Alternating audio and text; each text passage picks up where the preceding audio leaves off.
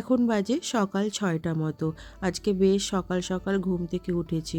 প্রায় ৫টার সময় আমি ঘুম থেকে উঠেছি। তারপর ছেলে স্কুলে গেল, ওর জন্যে টিফিন বানিয়ে দিলাম। ছেলে বেরিয়ে যাবার পর চলে এলাম বাসি বিছানা গোছাতে। যেহেতু শীতকালে বিছানা গোছাতে একটু সময় লাগে। যেহেতু অনেক কাঁথা কম্বল থাকে, তাই বিছানা গোছাতে একটু বেশ সময় লাগে।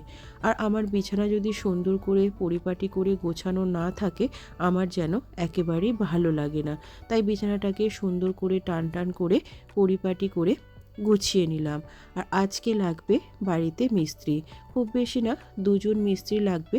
ওনারা আজকে আমার বাড়িতেই মানে সকালে টিফিনটা করবেন। প্রথমে ওনাদেরকে চা দিচ্ছি, আর বড় বলল সেও চা খাবে। আমার বর দুধ চা খুব একটা পছন্দ করে না, তাই ওকে লিকার চা বানিয়ে তারপর ওনাদের জন্য বসালাম দুধ চা। আর ওনাদের জন্য যেহেতু চা বানাচ্ছি, তাই নিজের জন্য ১ কাপ বানালাম। এবার ওনাদেরকে চাটা দিয়ে দেবো। আজকের মিনি ব্লগটা এই পর্যন্ত। কেমন লাগলো জানিও।